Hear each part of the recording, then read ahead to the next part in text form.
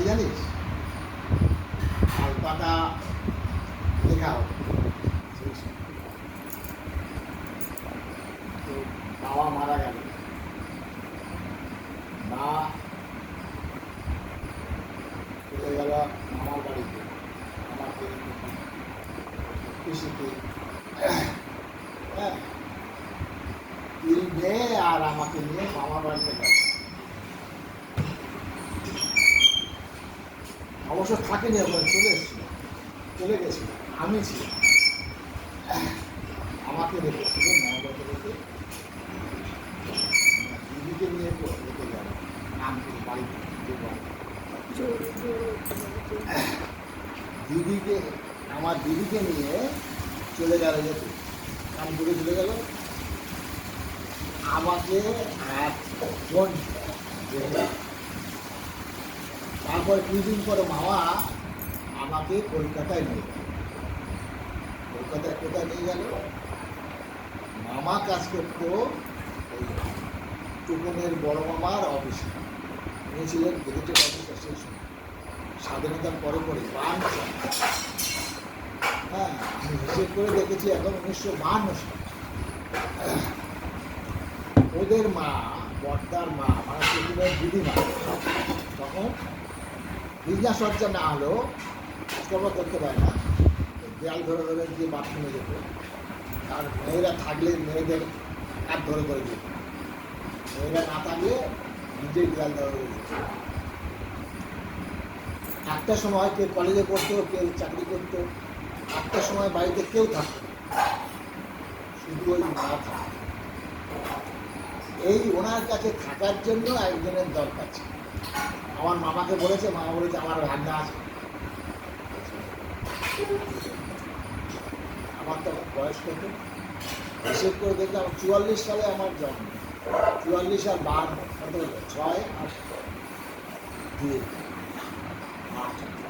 8 বছর।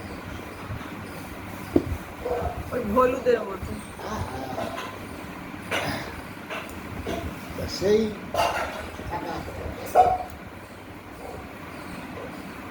তারপরে থাকতে থাকতে ওই বর্দি পড়া, বর্দি তখন মাস্টারি করে, মাস্টারি করেছে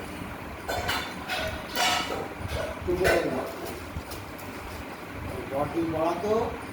আর সন্ধ্যার সময় এসে, স্কুল থেকে এসে সন্ধ্যার সময় রান্না বান্না, আর আমি পাশে বসতাম, আমাকে বই পড়া। ফর্মালি পড়া তখন হয়নি, প্রাইমারি স্কুলে বিভিন্ন কিছু, তার ওই প্রাইমারিতে না, প্রি প্রাইমারি, এটা পাঠদানি। এখন প্রি প্রাইমারি হয়েছে, তখন প্রি প্রাইমারি ছিল পাততাড়ি ছিল, পাঠদানি ক্লাস, মাটি ক্লাস ইত্যাদি সব।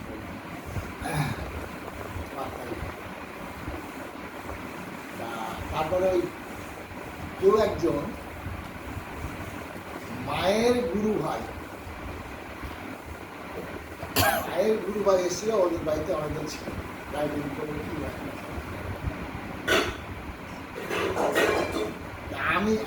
আমি তো খুব ছোট ছিলাম, এমন ছোট, শেষদা ডাক্তারি পড়তে পারত। ওখান থেকে কলেজ থেকে এসে শুয়ে পড়তে না যেতে উপরে গরমকালে, এই অজিত পিঠের উপর ওঠ, আর পিঠের উপর উঠে মানে চলতাম। মানে আমি বয়সটাকে বা পজিশনটাকে বোঝাবার জন্য কথাটা বলছি, যে কত ছোট পিঠে চলাফেরা করছি। সেই তারপরে ওই উনি ছিলেন পেরুয়া বসন্ত, মায়ের গুরু ভাই, কীভাবে এসেছিলেন তাহলে তিনি মনে হয় বলেছে, একে কোথায় পেলে, কেন রেখেছে, কী করছে, সেটা তো ভালো। হ্যাঁ, বরটাকে দিয়েছে, বলে এই তো আমরা কেউ নিচ্ছি না, থাকে ও এখন থাকে 2-3 সময়, কত ঘন্টা 2-3 কেউ থাকতো না, তারপর সবার এসে এসে। কিন্তু এইরকম করলে বাচ্চা ছেলে হ্যাঁ এই পড়াশোনা করতে আমি পড়াবো, আমি কথা বলি না, আমরা পড়াবো পড়াবো।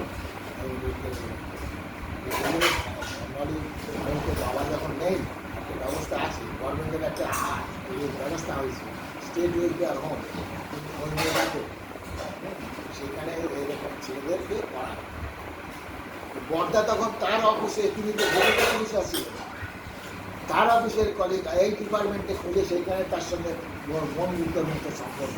তাকে বলে যে বলতে সে ফর্ম দিয়েছিল, সেই ফর্ম মামা ওদের অফিসে কাজ করতো, মামার সঙ্গে তো রোজই দেখা হয় বর্দা।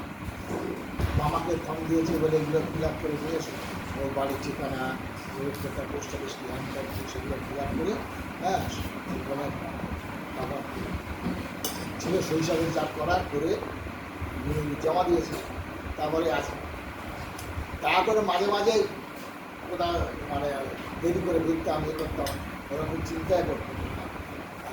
বর্দা আসবি, তুই আরে দিয়ায় তুমি চারিদিকে ঘুরে ঘুরে বেড়াতে না, কলকাতার রাস্তায় একা একা চারিদিকে ঘুরে ঘুরে বেড়াতে। ঘুরে বেড়াতে খেলতে যেতাম, খেলতে দেরি করে ফিরতাম, চিন্তায় এরা অস্থির খেলতে, মানে ওই ওই ওই আশেপাশে ছেলেটা আমার বয়সী, তার খেলতে পারে, আর একটু দেরি হয়ে যেত, বকবার ভয় আরও দেরি হয়ে যেত।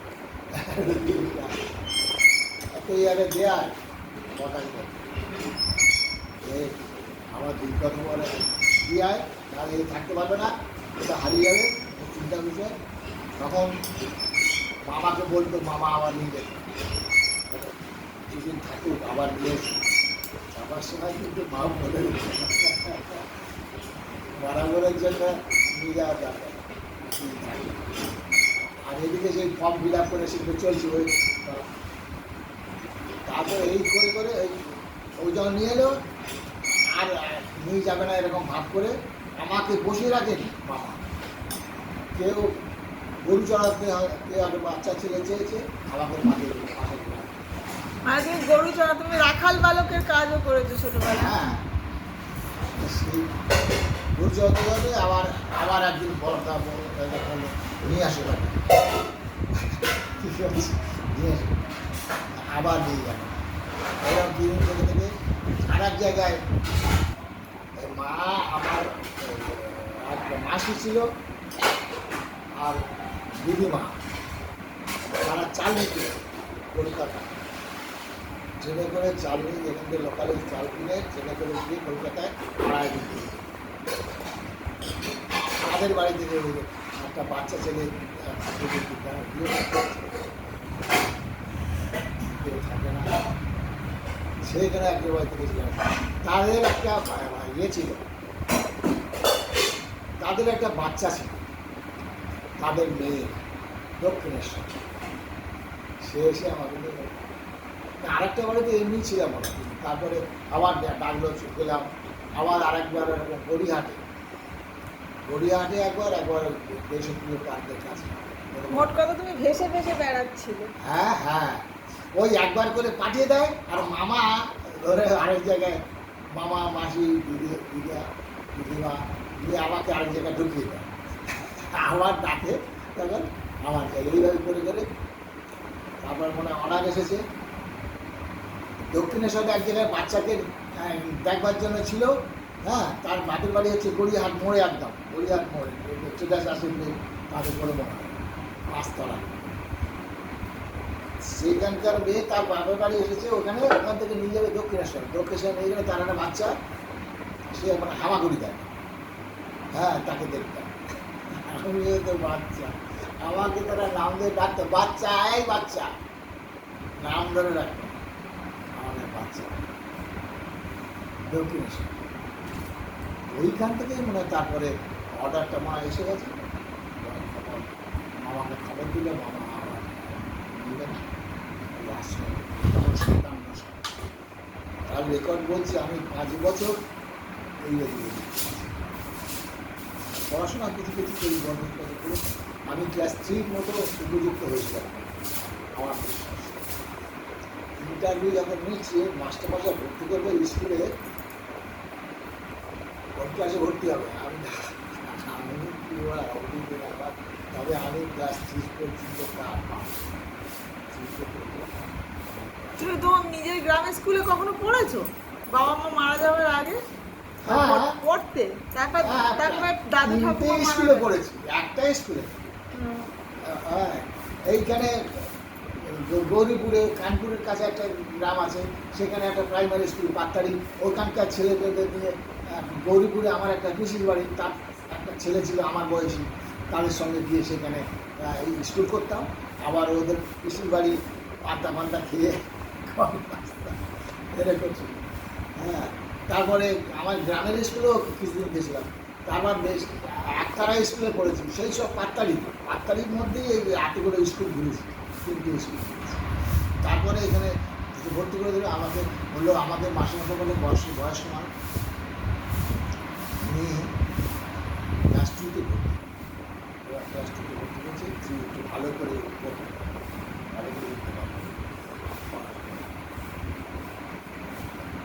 আপনি যেমন এই টুয়ে ভর্তি হলেন 1957 সালে, তখন আমার বয়স তাহলে কত, 8 মাস 13।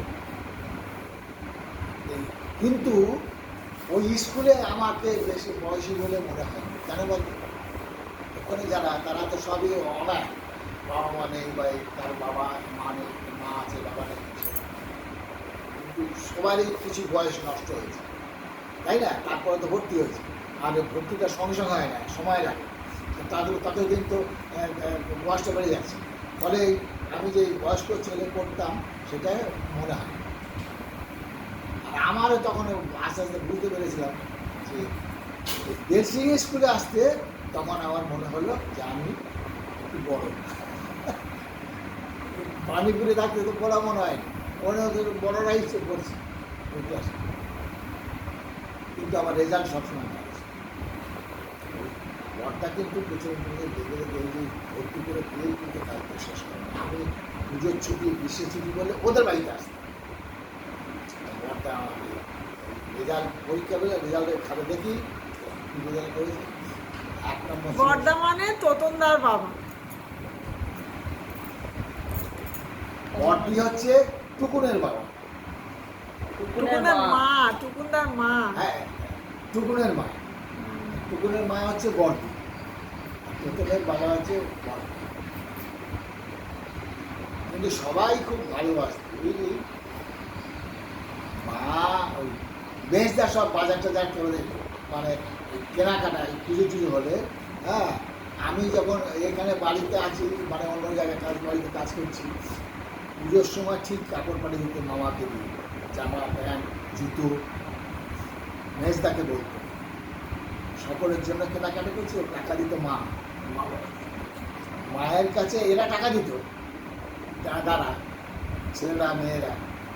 মা আবার কেনার জন্য, কেনাকাটার জন্য মা টাকা দিত মেজদাকে, আমার সব জুতোর মাপ নিত, ওই কাগজে পার হতো, জুতোর মাপ নিত, জামা জুতো পাঠিয়ে দিয়েছে মামা। আমি এখানে আছি অথচ আমাকে পাঠিয়ে দিয়েছে, এরকম ঘটনা ঘটেছে। এত ভালোবাসতে আমাকে ওরা ছাড়তে চায়। আর যার জন্য যখন ভর্তি হওয়ার পরে যখন ওই স্কুল ছুটি করতো, ওদের বাড়ি চলে আসতো, ছুটি আমার বাড়ি ওরা সম্পর্ক নেই, কিন্তু ওটাই তো সম্পর্ক, ভালোবাসার সম্পর্ক। ঠিক আছে, আজকের এই পর্যন্ত। আবার আর একদিন রেকর্ড করবো তোমার।